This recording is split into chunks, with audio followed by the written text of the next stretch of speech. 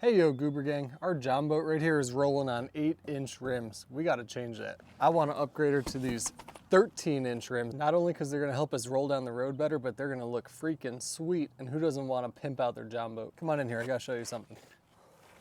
So these beat up old jet ski tires right here are 8 inches.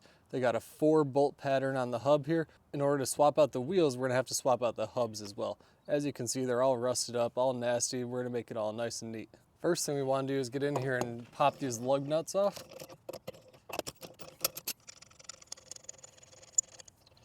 Next, we want to jack the trailer up a little bit. So I'm going to use a brick just to help it so I don't have to raise the jack as much. And we're going to go ahead and crank that bad boy up. We want to crank it up enough so we can get that trailer tire off. So there we go. This next part gets a little messy, so you might want to put some gloves on. A lot of grease involved here.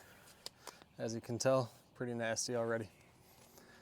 You're gonna need a rubber mallet or a regular hammer and a block of wood, but I have bearing buddies on here. You might have a dust cover as well. I'm just gonna tap that out.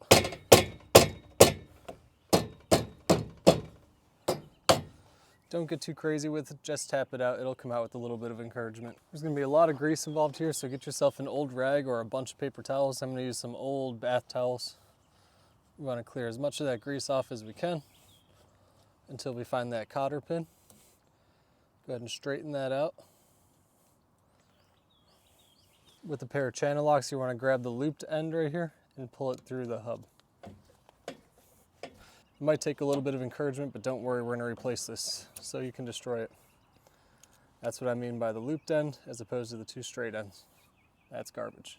From here, we can go ahead and take our castle nut and back that off. Set that off to the side. You may have to reuse that depending on what you go with. I'm not going to be repacking the bearings. I'm going to be replacing the whole hub. Not only because I have to go from 4 bolts to 5 bolts, but it's just easier. They're cheap enough as it is. Let's go ahead and pull this whole assembly off. That's all garbage now. Wipe down your spindle. And one of the biggest reasons we're doing this right here is to take a look at our spindle. First, we want to make sure it's not damaged. Ours is in good shape. But also we want to tell what kind of spindle we have. We have a straight spindle right here. There's also a thing called a tapered spindle, and that looks a little bit like this picture on the screen right now. So when we go to buy a replacement hub, we're going to want to find a straight spindle, and we're going to measure this to make sure we get the right size. So we need 5 bolts, the correct size, and a straight spindle. So a couple things to look out for here. We're going to use a digital caliper here to help us find out the size of our spindle. So we're going to start closed together. We're going to 0 it. And then we're going to open it up until we get our spindle size. So with that measurement there, we've got 1 5/64. If you don't have a digital caliper, you can always find a fabric tape, wrap it around, get the circumference, and divide that by pi to get your diameter. Hashtag mathing it. If mathing it out isn't quite your thing, you can always pop out one of your bearings and wipe it down. And you're going to find a code written along the ring of the bearing there. L44649, I believe. So in our case, we have a 1 1/16 spindle. So here we are back from the store. We went and picked up a 1 1/16 inner and outer bearing. Complete hub kit. Open the kit up. We're not going to use the dust cap here. I'm going to go ahead and drop the lug nuts off really quick. Let's go ahead and pop this back on the spindle. We're going to take our castle nut and wipe all the old grease off of that. And while we're at it, we'll go ahead and wipe as much of the old grease as we can out of this bearing buddy. And let's go ahead and install our castle nut. As you screw the castle nut on, it's going to help seat the bearings, so make sure that you get some good channel locks on that and get it nice and tight. And then you'll go ahead and back off of it once it's tight. Okay, so right now, see how we can barely spin that? That means our castle nut is too tight, but it's squeezing the bearings in, pressing them into the hub a little bit. Now we're going to back off a little bit. There's actually a pin right here that your cotter pin can go through, so you want to make sure that your castle nut lines up so there's a notch where that pin's going to go through. So if I tightened it any more, it would block that notch and I couldn't fit the cotter pin in. So tighten it down, back it off a little bit. You should be able to do this with your hands. And then slide the cotter pin through. Channel locks from here. Take one side, bend it up. And other side, bend it up the other way.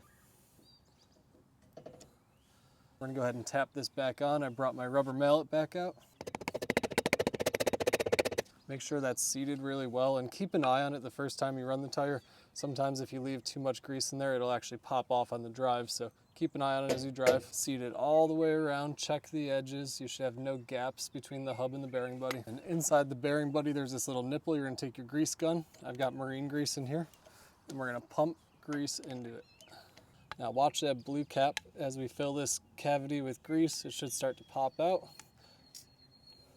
Right now there's some air escaping. It's gonna hold quite a bit of grease. It's a pretty large cavity. Okay, there we go. We're just starting to see that pop out. We are good to go. Clean up that extra. And I'm gonna wipe down the bearing buddy really well. So when I put my cap back on there, it's not gonna slide off. And I just press in the center until it's seated. Hub should spin nice and freely, and then we can put the tire back on.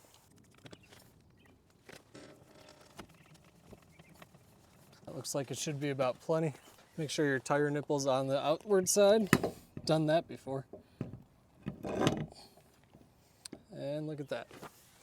Lug nuts go back on, tapered side in towards the wheel. Now we can go ahead and just snug them up, nothing too tight.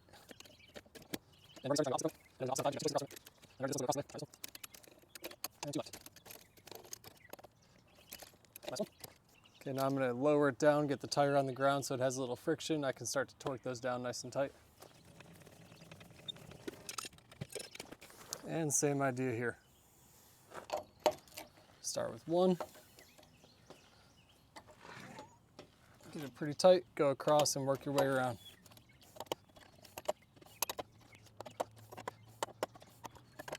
The torque spec on these is actually written in German. Let me see here, it's good and tight. So that's not going anywhere. Now we're gonna go ahead and repeat that process on the other side and wrap this project up. I hope you enjoyed it. Give us a thumbs up if it was helpful. See you on the next one.